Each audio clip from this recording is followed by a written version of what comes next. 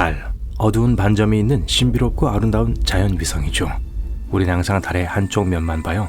그래서 우리에겐 이 모습이 익숙해요. 달이 다른 쪽을 바라보는 걸 상상하기가 어렵죠? 하지만 예전엔 달랐어요. 오호, 엄청 달랐어요. 상상해보세요. 쓰나미를 계속 일으키는 하늘에 떠있는 거대하고 눈부시게 빛나는 위성을요. 우리가 아주 먼 과거로 가서 달이 아주 오래전에 어땠는지 봅시다. 달은 약 45억 년 전에 형성되었어요. 그때 우리의 녹색 푸른 행성은 여전히 우주에서 날아다니는 붉고 엄청나게 불안한 바위 한 조각이었어요. 아직 달이 없어서 지구의 하루는 겨우 6시간밖에 지속되지 않았어요. 즉 낮은 3시간 뿐이었어요. 화산이 곳곳에서 폭발하면서 유독가스가 공기 중으로 방출되었어요. 그리고 많은 운석들이 정기적으로 지구로 충돌했어요. 동시에 45억 년 전에 소위 빅 스플래시가 일어났어요. 또는 과학자들이 말하는 거대 충돌설이요. 이건 한번 화성 크기의 물체가 지구에 충돌했다는 주장이에요. 화성은 우리 행성보다 약 2배 작기 때문에 타격은 그리 심하지 않았지만 꽤 재앙적이었어요. 이 강력한 충돌로 화성 크기의 물체와 지구 외부층 일부가 떨어져 나갔어요. 이 우주 전체의 중심부는 지구의 밀도 높은 중심부와 합쳐졌어요. 그리고 엄청난 수의 지구 파편들이 우주로 날아갔죠. 그래서 이게 달의 시작이었어요. 또는 과학적으로 말하자면 분화 과정이 시작되었다고 하죠. 이건 모든 행성체들이 삶을 시작할 때 겪는 과정이에요. 충돌이 아주 뜨겁기 때문에 그 열기가 부서진 지구의 조각들로부터 대부분의 가스와 액체를 가져왔어요. 상대적으로 건조한 암석 표면만이 남아있죠. 그래서 달에는 물과 가스가 있지만 아주 적어요. 우리 지구의 중력은 이 모든 뜨거운 돌 조각들을 궤도에 머물게 할 만큼 충분히 강력했어요. 그리고 그것들이 점차 서로 붙기 시작했어요. 함유된 화학 물질들이 층층이 분포되었어요. 더 무거운 철은 안쪽으로 더 깊이 가라앉았고 더 가벼운 원소들이 표면을 형성했어요. 100년 또는 그보다 안 되는 짧은 시간 안에 증기, 먼지 그리고 녹은 바위의 고리가 같이 융합되었어요. 가장 강한 중력을 가진 가장 큰 성단이 점점 더 많은 다른 입자들을 끌어당겨 점차 달을 형성했어요. 빨갛게 달아오른 비누방울 같았어요. 안타깝게도 새로 태어난 달의 핵은 아주 작았던 걸로 밝혀졌어요. 행성처럼 뭔가 실질적인 걸로 형성되기엔 철과 다른 중원소들이 부족했어요. 달에서 가장 오래된 암석들은 아마 마그마 바다에서 형성되었을 거예요. 그리고 달이 점차 식었을 때 희고 깨끗하고 완벽하게 고른 공이 되었어요. 하지만 우리가 지금 알고 있는 것과는 여전히 완전히 달랐어요. 우선 탄생 직후 위성은 지구에서 겨우 21,700km 떨어진 곳에 위치해 있었어요. 이건 지금보다 15배 더 가까운 거예요. 지금은 38만 3,000km예요.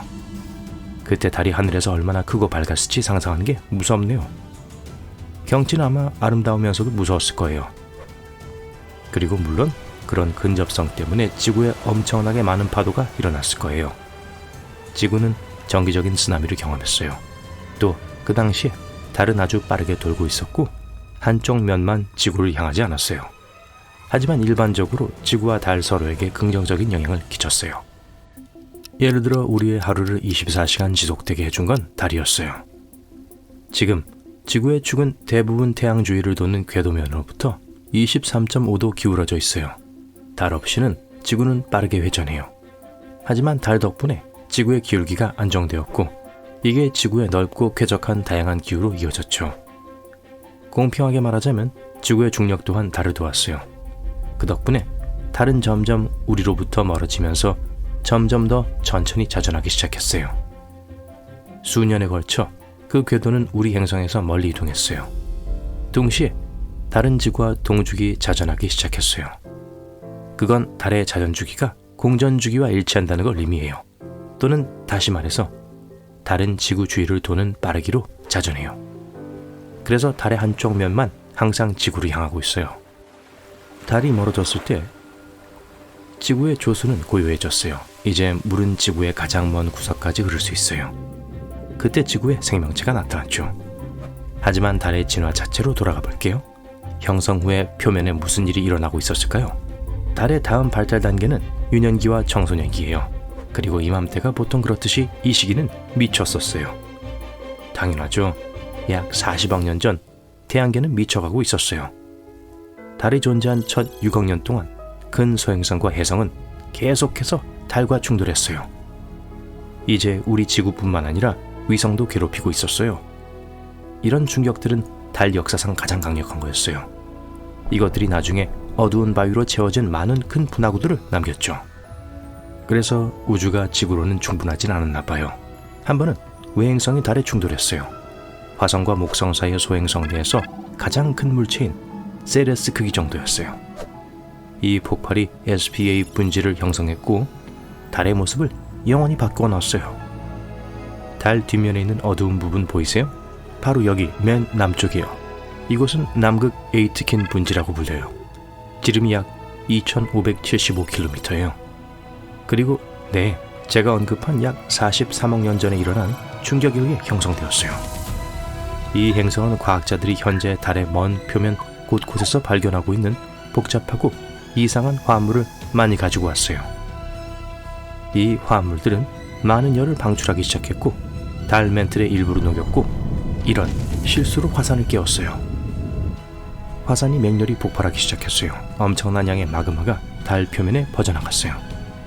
많은 세월이 흐른 후 식어서 우리에게 익숙한 유명한 어두운 얼룩을 남겼죠. 이것들은 달의 바다로 불려요. 거기에는 달의 고지대에 비해 분화구가 훨씬 적어요. 하지만 지난 10억 년 동안 달은 가끔 운석과 충돌하는 걸 제외하고는 지질학적으로 활동적이진 않았어요. 일반적으로 달의 모습은 이러한 사건들의 결과로 영원히 바뀌었어요. 그리고 두드려 맞고 지쳐서 성인기에 돌입했죠. 하지만 그때도 평온함은 얻지 못했어요. 한 무리의 운석들이 다시 괴롭히기로 결정했어요. 솔직히 그렇게 나쁘진 않았어요. 충돌은 많았지만 모두 꽤 작았어요. 그냥 달의 분화구와 구덩이를 많이 남겼고 아마도 멘틀이 약간 손상되었을 거예요. 몇몇 충돌은 이미 있던 큰 분화구를 더 깊게 만들었어요. 달의 지각은 계속되는 혼란 때문에 수년에 걸쳐 점점 더 얇아지고 있어요. 그리고 지금 우리는 분화구로 덮인 달의 지각 상부를 달의 고지라고 불러요. 달의 모든 희고 밝은 지역 말이에요. 고지대요. 하지만 결국엔 우주는 마침내 잠잠해졌어요. 적어도 지금은요. 그리고 달은 오늘날과 같아 보이기 시작했어요. 지구의 자연위성에 대해 우리가 아직 모르는 게 많아요. 역사의 과학자들이 여전히 정확하게 설명할 수 없는 순간들이 있었죠. 하지만 그들은 우리의 아름다운 위성을 계속 연구하고 있어요. 달에 대한 자료는 그 자체로만 유용한 게 아니에요. 우리에게 태양계와 우주 전체 역사에 대한 더 완전한 그림을 제공해 주죠. 그러니 언젠간 우리가 달에 대해 알아야 할 모든 걸 알아낼 수 있기를 바라봅니다.